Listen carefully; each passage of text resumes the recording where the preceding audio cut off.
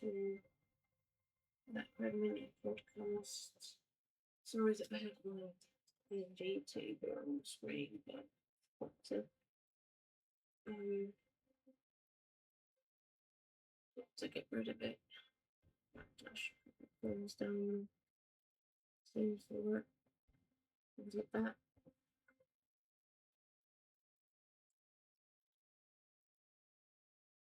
This is episode 19.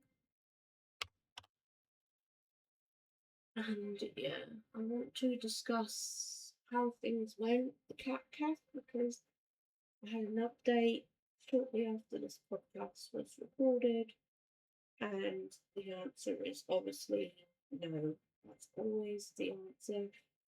They didn't outright say no, they said maybe in the future. It's more I didn't say I knew this was going to happen because I didn't want to ruin my chances for the future. People should really say that when they reject me more often, like if there's a chance in the future, they should say maybe in the future, like this cat face did. And then I won't ruin my chances when I say knew this was going to happen. But there's worse things that you can say than knew this was going to happen. But yeah, just have to wait longer to have a cat. Lost out on this kitten that I really bonded with, most likely.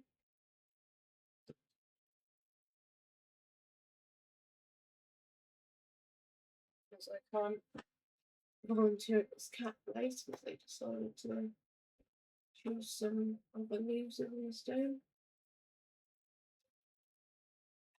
It's a wasp with different type of insects near the window, but not in, so there is that. Stuff up there, so it's a spider. It's like one of those other things though, but also could be a spider, but anyway, still want to apply for this job, but every time I apply for this particular company, they always reject me.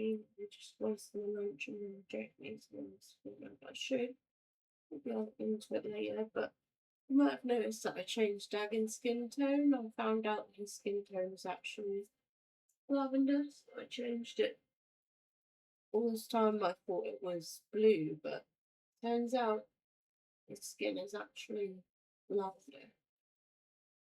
I guess they kind of do look the same. Anyway, I have to try and just read one chapter of the story today, even if it ends up being a short episode, because that build took an hour and I should have uploaded everything by now. I can't live stream on Twitch because of that fact. I might be able to do one Thursday, depending on selfish idiot, but that would be a miracle.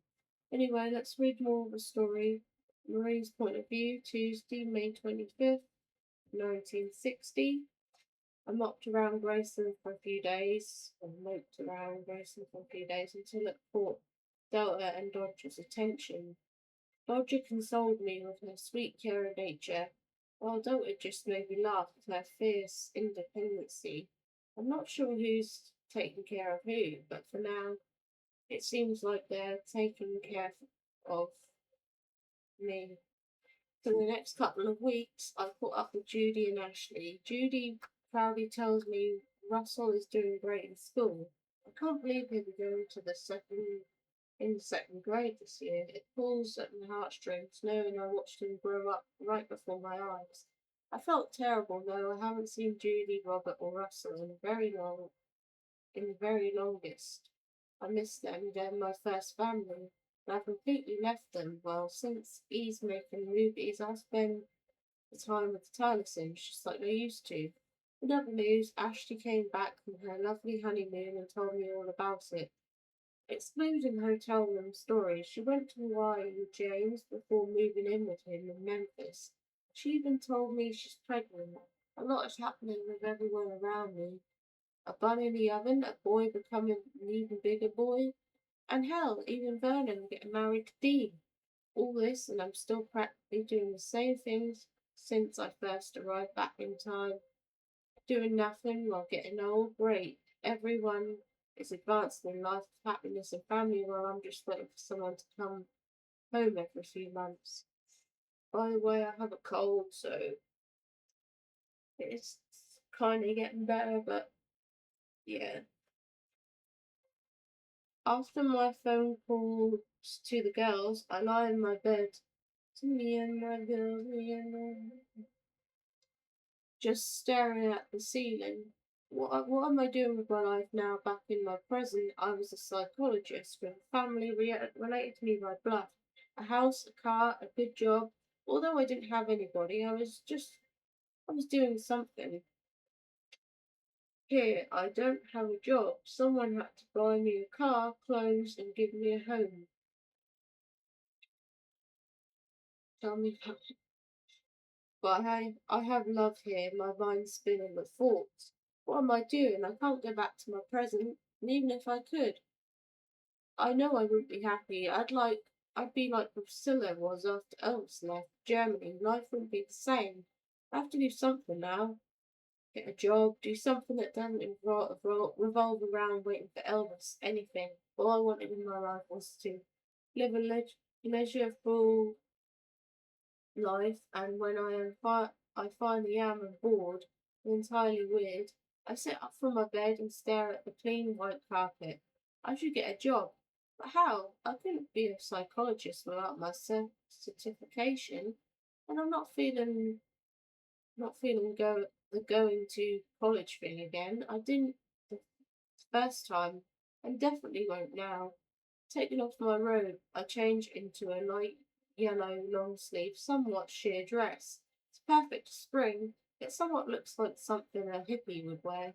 If the press brands me that, then so be it. I do what I want. I slip on short brown boots with fringe all around them. I brush my hair and lightly tease the top, sacrificing my healthy hair for the love of um, a mod. I grabbed my bag, one of the Chanel bags Elvis gave me for my birthday long ago. I dashed down the stairs, aiming for the front door. Suddenly, Dodger surprises me walking out of the music room. Hey, what are you doing? She asked, curious. Smiling, I shrug and turn to her. I just want to take a breather, May, think of stuff. I trust her with my life. I don't know how she'd think of me when I tell her I'm kind of bored of my life. She shakes her head and makes slowly and makes her way towards me. She grabs my shoulders and kisses my cheek. I know there's something the matter. Tell me, dearie, she says, smiling. I sigh. She wins. She knows best after all. Well, I don't know how to say this. I began reluctantly. She suddenly gasps. Tell me you're not having an affair, baby, she exclaims with worry washing over her face. Frantically, I shake my head. No. No, May, please believe me, I wouldn't dare. All I was saying was that everyone knows I going on that makes no sense with their lives. Like everyone does, but I'm not. I'm doing the same thing I did when I first came to the class. Wake up, eat, pass the time with somebody while waiting for Elvis, and go to sleep. Please believe me, Dodger. I cry out miserably. She smiles small, cupping my cheek. Honey, time will come when your life will take a different route. She says calmly. Helplessly, I shrug, fighting back tears. What is it to cry?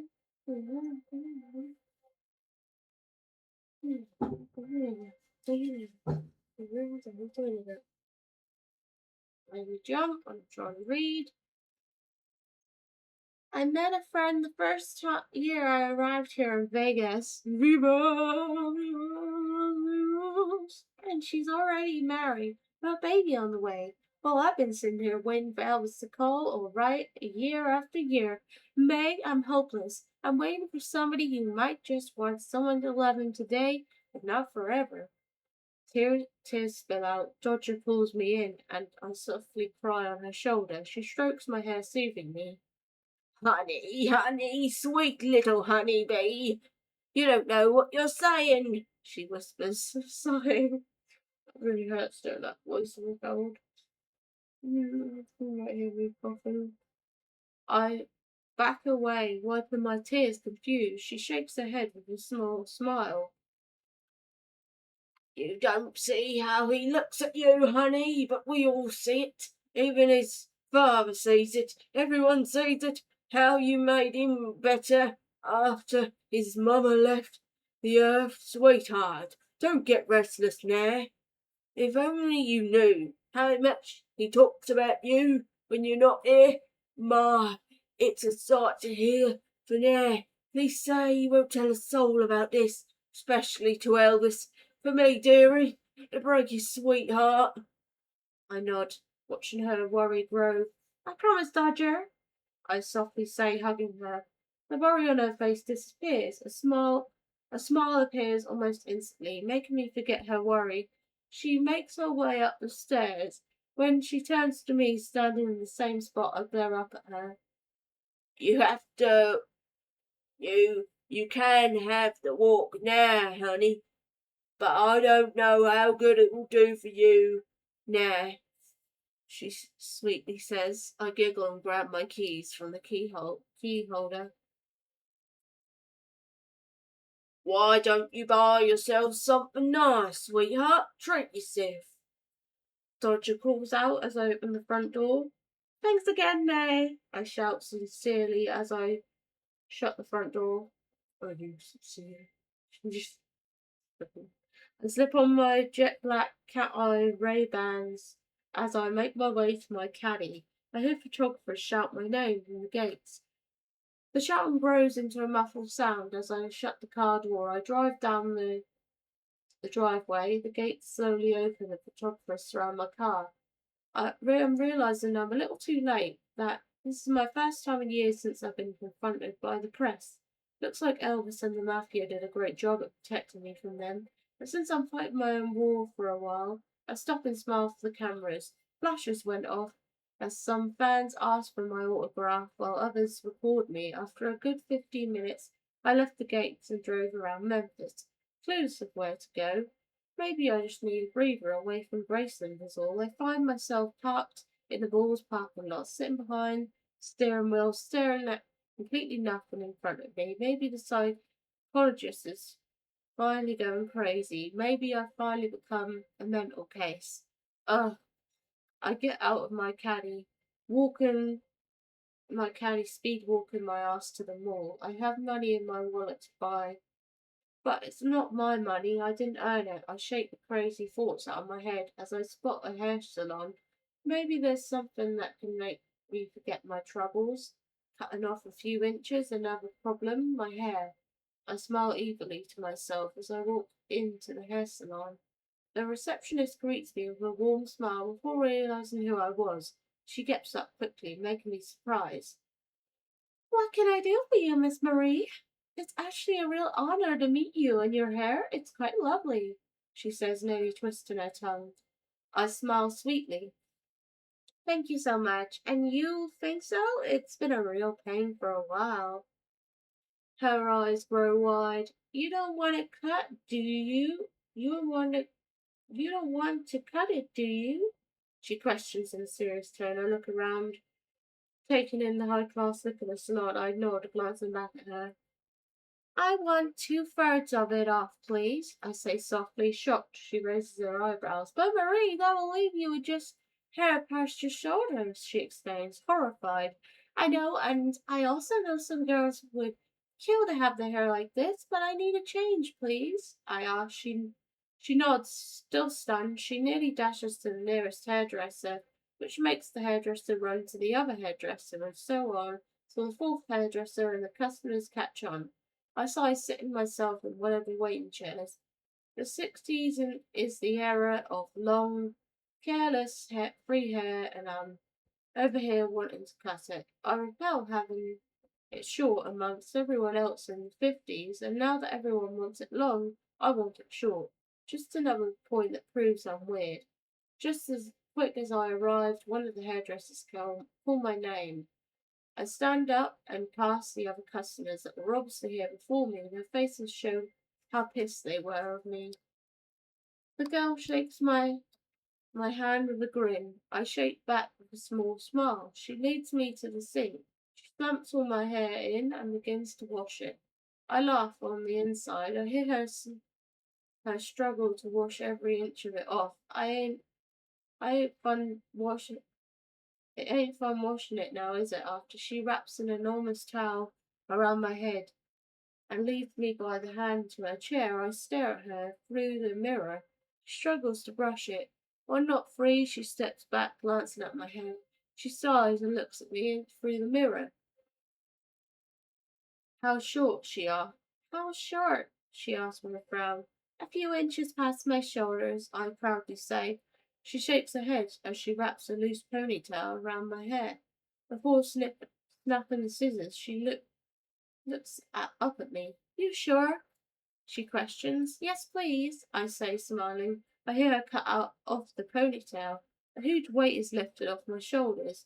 Literally, I move my head where the hairdresser shows me my hair in the ponytail. I gasp, smile. If only I could show a pelvis. I giggle as the hairdresser sighs. This hairdresser, not hairdresser, sighs. Next thing I know, everyone was crowding around her, and as the hairdresser proudly shows off my hair, I play with what's left of mine on my head. My, it's nice and pretty, but he won't be happy. Oh well. Finally, the hairdresser continues with my hair. But before she did, she lays the tail on the table with her equipment. She laid it down carefully, like a dead body. I roll my eyes as she snips my hair entirely. It's just hair. I can grow it back in a year or so.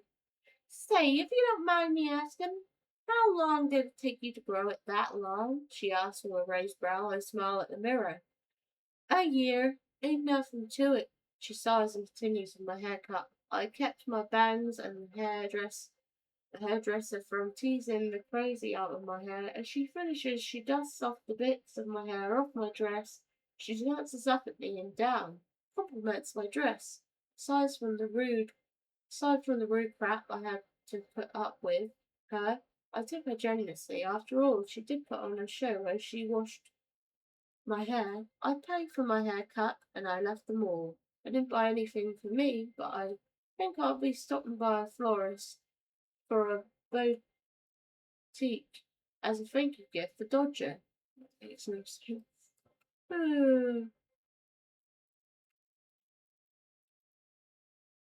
Feel like if I keep going, it'll be even longer, but it's only been 17 minutes, so I honestly don't know.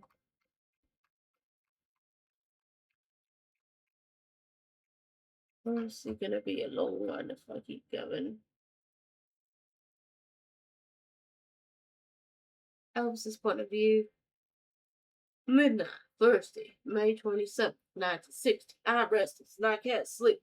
Right, I'm a zombie, for fuck's sake. After a few hours, twisting and turning in bed, I decide to call Grayson. I want to go somewhere tomorrow morning. Sit up in my bed and dial the number. Phone rings for a few seconds, and I hear one of the housekeeper's voices. I practically beg her to wake up Marie. She picks up her phone. I hear her yawn sweetly. Hello? She wearily asks in a soft tone. Her heart smiles and God missed her voice. Baby, let's go to Vegas. Viva! Viva! I will whisper as she yawns again. Why? She is. Drowsy than ever. I just want to think is all. She groans. You can't think it, Graceland. She whispers. Now I want ya to go home as much as you can. Besides, I can't think straight when the son of a bitch is still working out in the yard. I growl in a low tone. She yawns again, making me chuckle. Well, okay then. Where do you want to go? She asks soft. Friday. I said, there was silence for a brief second. I hear Marie quietly breathing in and out. I hear her yawn again. Alrighty, so what do I do? She curiously asks. I think for a second, listening to her soft breathing. I found you over here today, so we can drive to Vegas and make it by Friday. I say it with excitement growing. Okay then, she says in a loud voice. I lie back down on my bed. Damn, baby. It's nice to finally hear you. Mm-hmm. She softly says. I smile, hearing her breathe. Good night to you too, I say, wrapping myself in a blanket with one hand on the other, holding my phone to my ear. Mm-hmm, she says again. My muscles relax and my eyes get droopy. I hear her breathing until I fall into a deep sleep. I wake up to the damn birds chirp. I drop the phone on the floor. I listen to the receiver. She's still asleep. Nah, this girl's got a hold on me. I hang up and rub my eyes. I gotta tell Father he needs to get her a flight over here. I run out of my room into the living room. Papa D and the Memphis crew look up at me bewildered. Get Marie out here by tonight, I demand, glaring at Father. Walk back in my room without another word. Marie's point of view, I wake up with the sound of the phone disconnecting the phone call. I slump up from the bed. Stretch, Elvis called, but what he want again? I hung up the phone. Soon, having it ring again, I pick up the phone. Hello? Damn it, Mary, I hope you ain't losing your hearing. I've been calling for a half an hour. Jerry says with concern. I giggle back at my bed. I was asleep, Jer. Elvis called me at like 3 last night, and I guess I didn't hang up. I just woke up. Sorry, I sweetly say. He chuckles, sighing. The other birds are gonna be the death of me, says, making me laugh. Okay, girlie, let's get to the reason why I called. Your plane to Hollywood is in 2 hours. Vernon set up for limos. Take you. Good? He asks. I turn to look at my mirror closet. Yeah, Jerry, thank you. I say, smiling. He chuckles. Don't get smart with me. I know you don't. If I don't warn you, you'll be freaking out and panicking. Then I laugh, and you'd hit me upside down on the head, saving myself a bruise and maybe a concussion. He laughs out. I giggle. True, ever since I got my stitches, Jerry and I have had a big brother and little sister bond. It was unlike all the other guys' little sister. Says wrong. So don't you. Gee, I can't wait to see you guys now. Now. See you guys now. I say as we say our I say I say as we say our goodbyes. I dash in my bathroom and get ready. I slip on a red circle skirt and long sleeve jean bun up. I can't get away with it since it's the mod fashion era. I look at my hair. Through the mirror, I smirk. I do a half updo with a black and white checkered bow. I do the same eyeliner and mascara routine with a nude lipstick. I put on black flats and start packing. I don't know how long we'll be in Vegas. Viva, viva, so I pack the essentials. Just as I see the limo drive up to Grayson from my window, I zip my last suitcase. Patsy knocks on my door, smiling. We grew closer too. The limo's really a man. I'd like to see Elvis's face when he sees her. Sees. But here, she smacks. I grab my bags and laugh. If I can, I'll send a picture. We walk downstairs together as we were, greeted by the chauffeur. He gladly takes my bags and I thank him. I hug Patsy tight. Now don't scare him all at once. Keep him on his toes, she calls out before shutting the door. I laugh as the chauffeur opens my door. I thank him and get in. I'm only a few hours from seeing Elvis. I seriously can't wait. Once getting to the airport, I grab my suitcase and make my way to my plane. Make it turn. Then my seat, of course. Poor Vernon gave me a first-class seat. I stare out of my window until the plane comes to a stop. I run out seeing Joe and Jerry, leaning on a jet black Mercedes. I hug them both tight. Flabbergasted, they stare at me with their mouths wide open. Joe lifts a piece of my hair, I glare out at him. Where's the rest of it? Joe yells out. Jerry shakes his head in disbelief. Does it have jet lag? Jerry laughs out. I shake my head with a grin. I wanted to do something drastic. Joe and Jerry glare at each other. They howl out in unison. Ha ha! Boy, he is gonna go crazy, Joe yells out laughingly.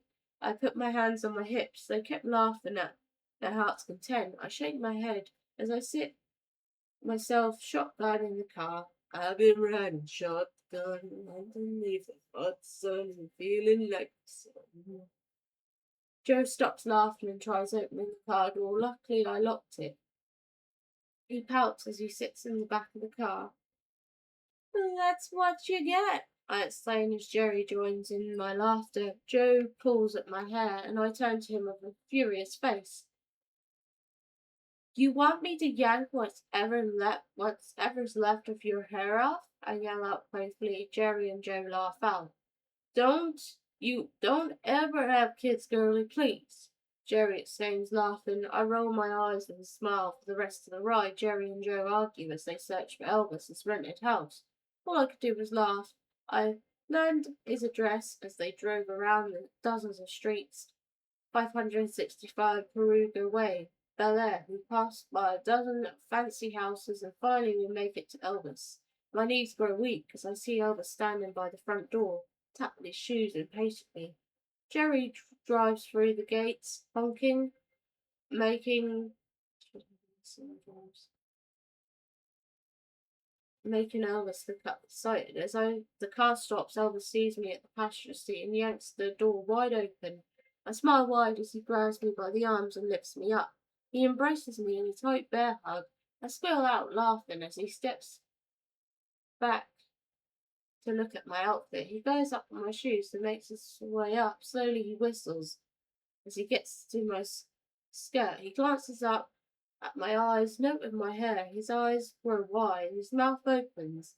I kiss his cheek, trying to distract him, but he tugs at my hair. Smiling, I shrug. Elvis playfully begins to weep. He pecks my lips and wraps his arms around my shoulders.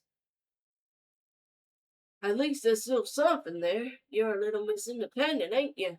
Elvis whispers, kissing my temple. Jerry and Joe sneer and scoff, but we stop and turn to them, laughing out. Get a room, Joe cries out, disgusted. You make me sick, Jerry laughs out. Ha ha. Elvis chuckles, throwing them a finger, and I giggle.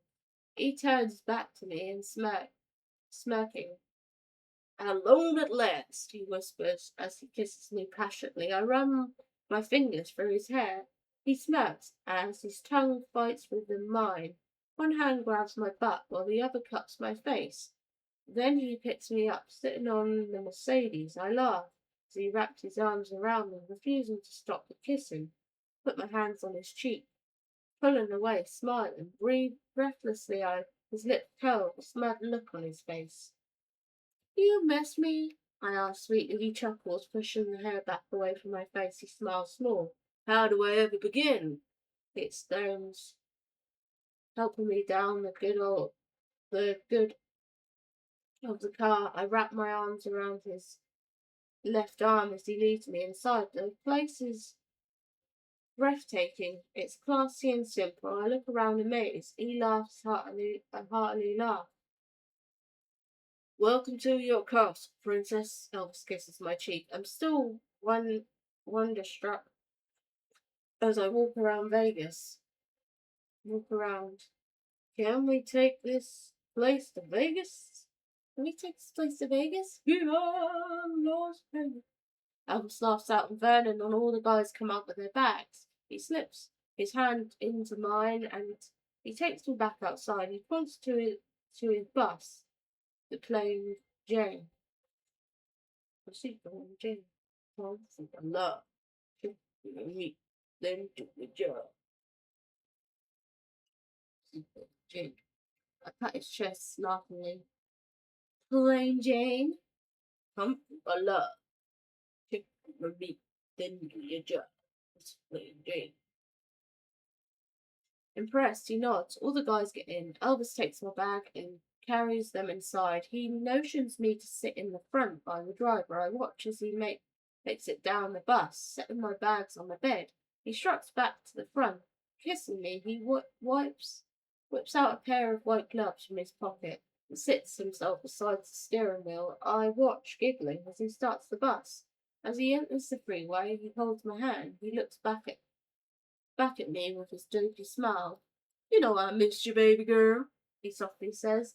I scoot closer to him. He wraps his arms around my shoulder, kisses my cheek and chuckling. A little birdie told me something, Elvis whispers. His big grin drops to a small smile. My heart starts pounding. Did he find out about my breakdown? Kisses my cheek and tightens his grip on my shoulder. You okay? Elvis asks as his eyebrows furrow. I nod, smiling. I am now, I softly say as I lean my head on his shoulder. There I go with the vicious circle again. 1 minute I'm with him and I have no worries, but then once he has to leave, I go through withdrawal like I'm taking a blank. For now, though, I'm trying to take in every moment with him because, as cheesy as it sounds, he makes me happy. Elvis's point of view. I wrapped my arms around her tight. Dodger told me everything. Took me a while for her to finally give in, but once she told me, I couldn't face it. My stomach was in knots. After she revealed to me everything, she probably explains why Marie chopped off all her hair off. She wanted to do something I couldn't control. As the night hits, I turn the headlights on. Marie's slow breathing stops. Glance down at her. She's fast asleep. I kiss her forehead. I grip on the steering wheel with my left, and I kept the wheel until 3 a.m. Stop the bus, pocket away from the street. I pick up Marie in my arms, taking her to bed with me. Throw off all her bags to the floor, and lay her right in the middle. She groans and lays on her stomach. I watch her as I take off my shoes. Her hair looks great, regardless of the length, as long as I have her. I care less about anything in the world. I take off her bow and her shoes. I pull her under the covers, with me holding her close. She smiles in her sleep as her hair coats my face. I choke quietly. I secretly love her hair for that reason. Now I realize I'm thankful she didn't go twiggy on me. The door busts completely silent as my eyes shut. I wake up to loud laughter. Marie's side of the bed was empty. I rub my eyes and get up. Marie's disputing burgers to the guys with a smile. Like always, she glances up and smiles quiet. She hands me the last 2 hamburgers from the bag, and kisses my cheek. Morning, she sweetly chimes. She turns to the front of the bus with father, and my lips curl as I see her rear end in another tight skirt. Red catches me staring and throws his hamburger rapping at me. I look at him and he shakes his head. Smirk. I chuckle. She mine, ain't she? I whisper. I sit myself down, facing red. He howls out. The lucky son of a bitch you are, he grins. Goofily, I raise my eyebrow. I know everyone wants her. Hell, I even heard Marlon Brando wants her. Huh. She's something ain't else, ain't she?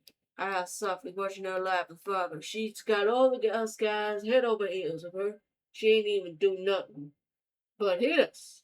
Red jokes, laughing. Knowing she loves me and only me, I smirk back at her paramour. I heard a few actors wanting to get her hands on her, reluctantly say. Red's eyes grow wide. Like who?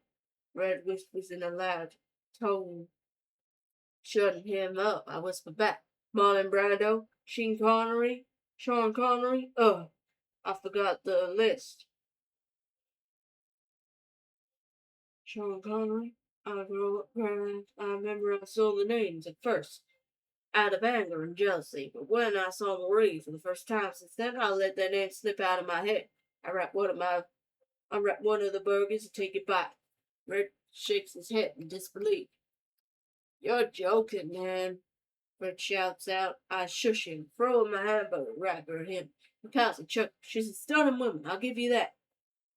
Red continues, shrugging. Before taking a bite at a small hamburger, I stare at it. My stomach fills with knots. You don't think she'd leave me? I ask in a low tone. I glance up at Red. He glances up at Marie. And then he looks back at me with a smile. Never.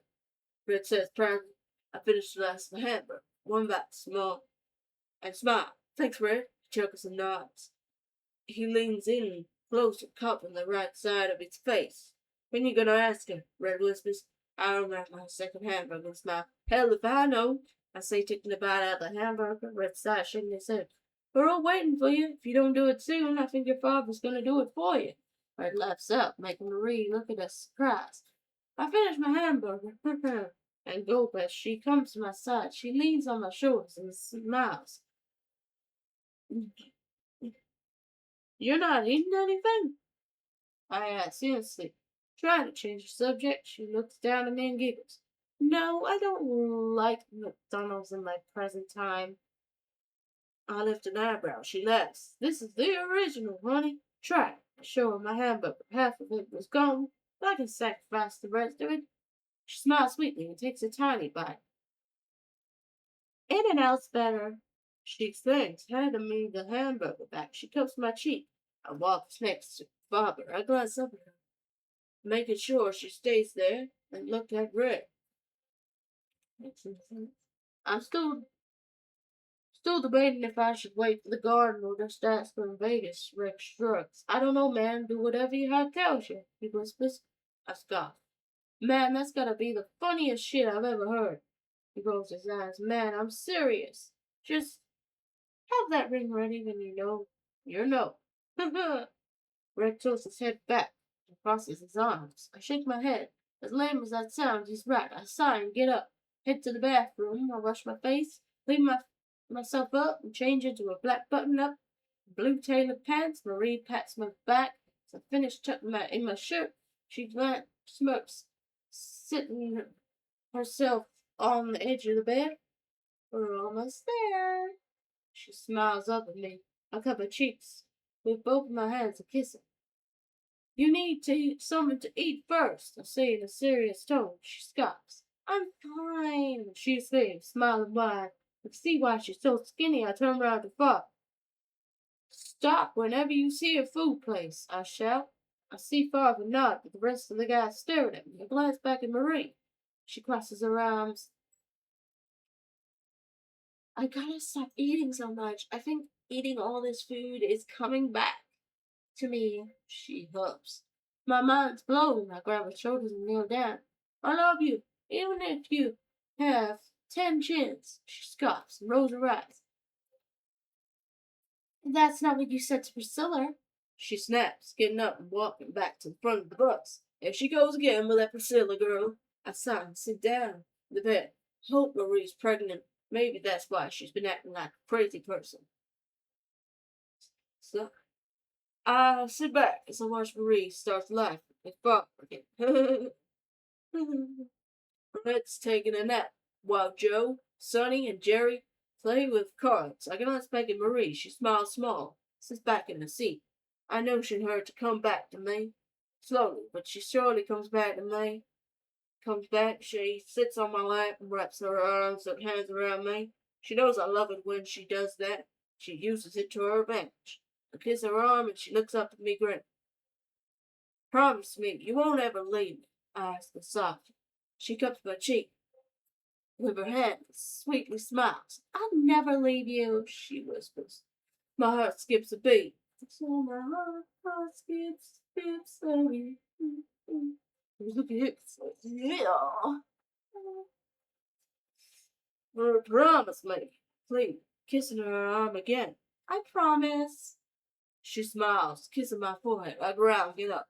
Grabbing her waist, she giggles, making me smile. Are we there yet, Father? I call out. He nods.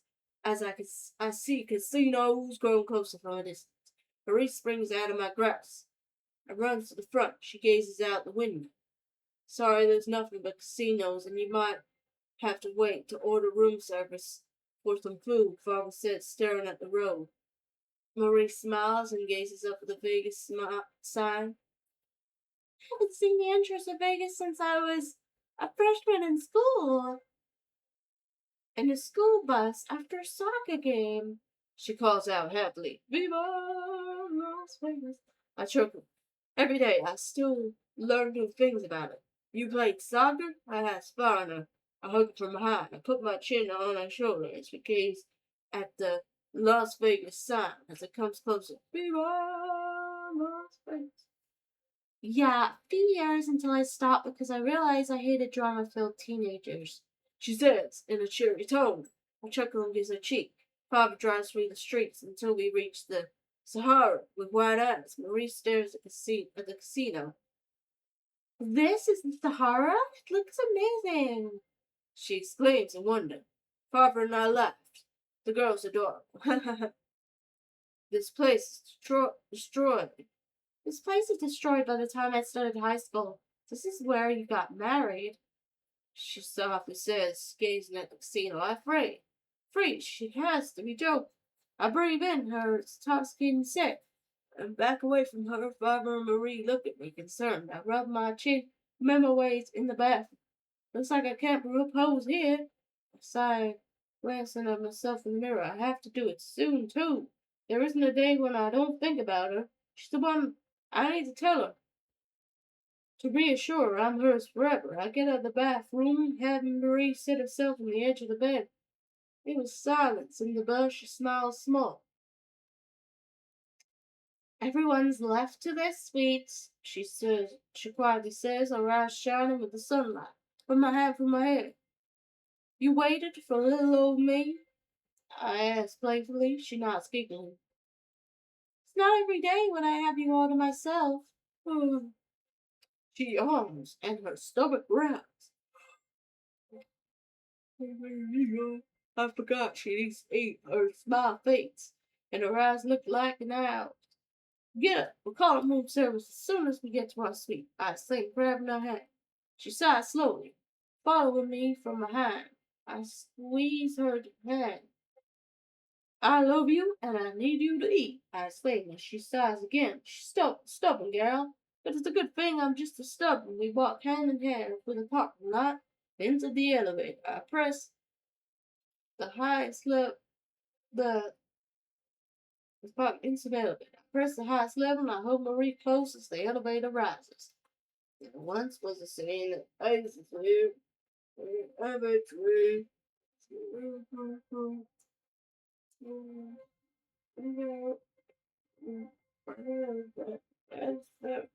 That's not I'm living in a house, fucking elevator.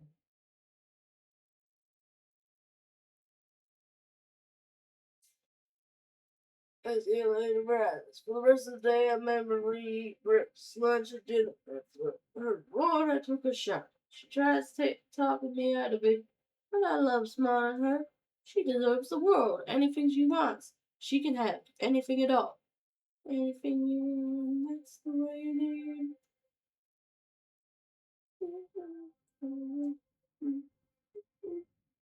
She can get two of everything for all I care.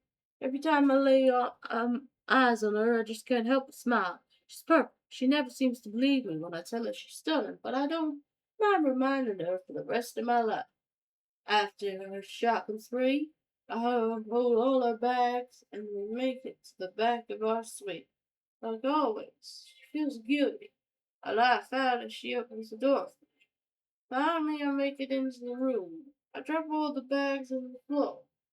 Giggling. She kneels down and starts folding the clothes. I roll my eyes, giggling. Might as well help her. I kneel down beside her and pull the bags of lingerie to me. She laughs out, snatching the panties I had in my hands.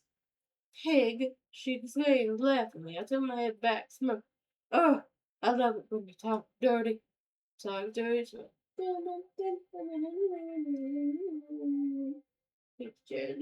But I don't understand when done. She giggles playfully and smacks my cheek. I kiss her cheek and rub my arms around. I get up and take it to the bed. I guess I didn't want to end up. Help. Ugh.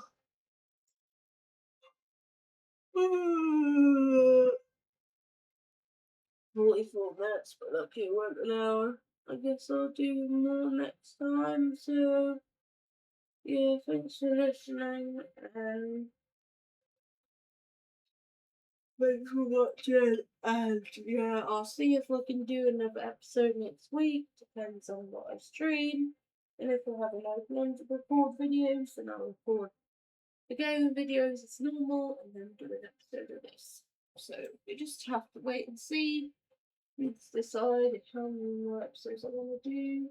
And if I'm going to do a season 2, or if I'm just going to focus solely on the gaming channel.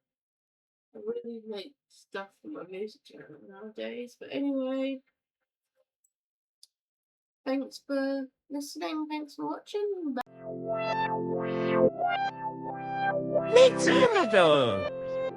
Bye.